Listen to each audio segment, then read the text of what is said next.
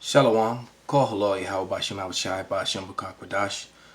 Double honors unto the apostles and the elders, salutations to all my fellow laborers doing this work in truth and sincerity, risking their lives and their freedom to do so, now more so than ever.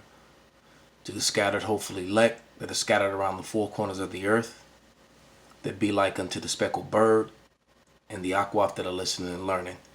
This is your brother Malcolm from the branch of the Great Millstone here in Chicago. And this is Luke 11 and 17. But he knew their thoughts and said unto them, every kingdom divided against itself is brought to desolation, and a house divided against a house falleth.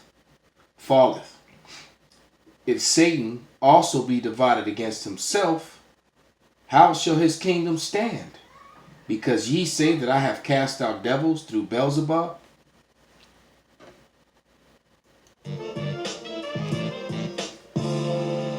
At the Democratic presidential debate in Iowa, Joe Biden said that he never intended to authorize the Iraq War when he voted for it back in 2002. Joe and I listened to what Dick Cheney and George Bush and Rumsfeld had to say. I thought they were lying. I didn't believe them for a moment. I took to the floor. I did everything I could to prevent that war. Joe saw it differently. Vice President Biden. I was asked to bring 156,000 troops home from that war, which I did. I led that effort. It was a mistake to trust that they weren't going to go to war. They said they were not going to go to war. They said they were just going to get inspectors in. The world, in fact, voted to send inspectors in, and they still went to war. From that point on, I was in a position of making the case that it was a big, big mistake. And from that point on, I moved to bring those troops home. But Biden's explanation that he just wanted to authorize UN weapons inspectors, not a war, is undermined by his own statements. Speaking in July 2003, months after the U.S. invaded Iraq, Biden praised then-President George W. Bush and said he would have voted the exact same way. Some of my own party have said that it was a mistake to go to Iraq in the first place and believe that it's not worth the cost, whatever benefit may flow from our engagement in Iraq. But the cost of not acting against Saddam, I think, would have been much greater. And so is the cost, and so will be the cost, of not finishing this job. 1 Timothy 4 and 2. Speaking lies and hypocrisy, having their conscience seared within hot iron. The President of the United States is a bold leader, and he is popular. 9 months ago, I voted with my colleagues to give the President of the United States of America the authority to use force. And I would vote that way again today. Well, to discuss Joe Biden's actual record when it comes to U.S. regime change in Iraq, I spoke earlier to Scott Ritter. He is a former UN weapons inspector in Iraq, a former U.S. Marine Corps intelligence officer, and the author of the book Dealbreaker, Donald Trump and the Unmaking of the Iran Nuclear Deal. Scott Ritter, welcome to Pushback. You have extensive experience not just in Iraq as a former UN weapons inspector, but also with Joe Biden specifically. What did you make of his rationale today, his explanation for his vote back in 2002 to authorize the Iraq War? Well, it's a completely disingenuous,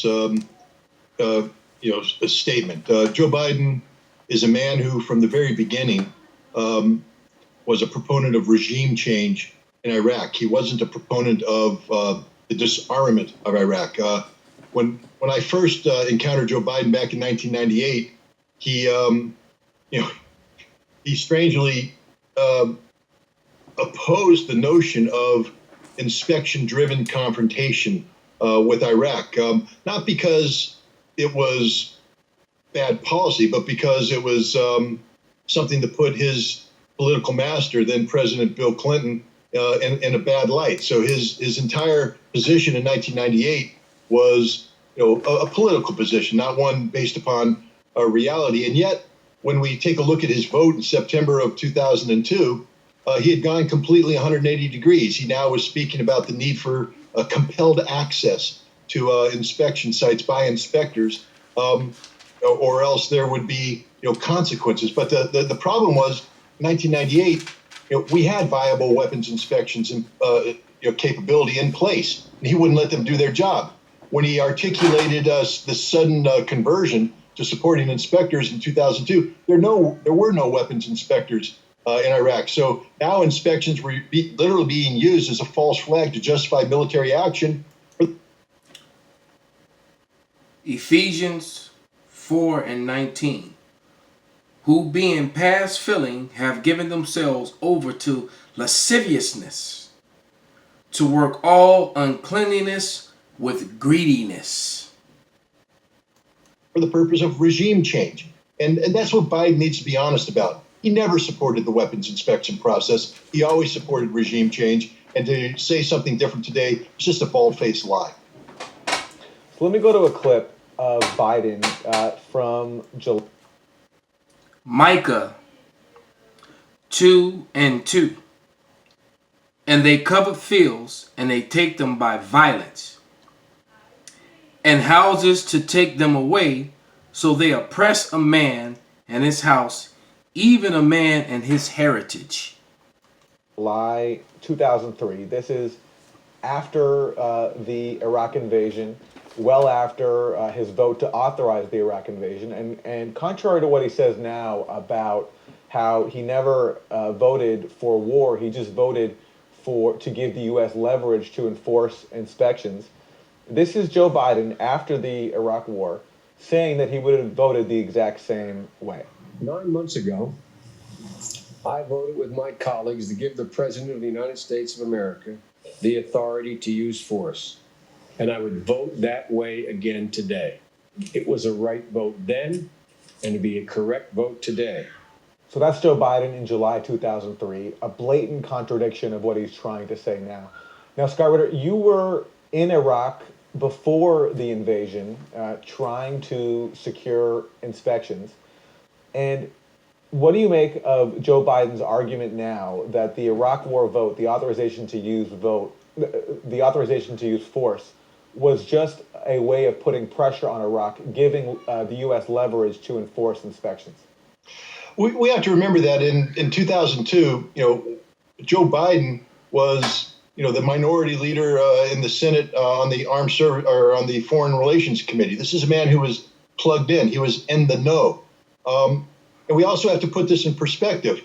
The debate taking place within the Bush administration at the time was not whether or not to support inspections. It was about going to war. In April of 2002, Paul Wolfowitz, who was the Deputy Secretary of Defense at the time, and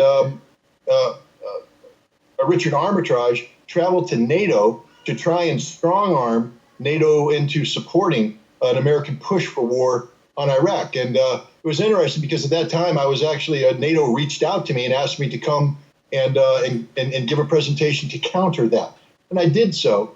And as a result of my presentation, 9 members of NATO signed formal letters to the United States condemning or complaining that they had been lied to by Wolfowitz and Armitage, and asking the United States to explain why why this was taking place. This is Psalms 119 and 128. Therefore I esteem all thy precepts concerning all things to be right, and I hate every false way. The name of this video is XUN Weapons Inspector, Biden's Iraq War Vote Excuse, a Bald-Faced Lie, and it can be found on the channel that is called The Gray Zone.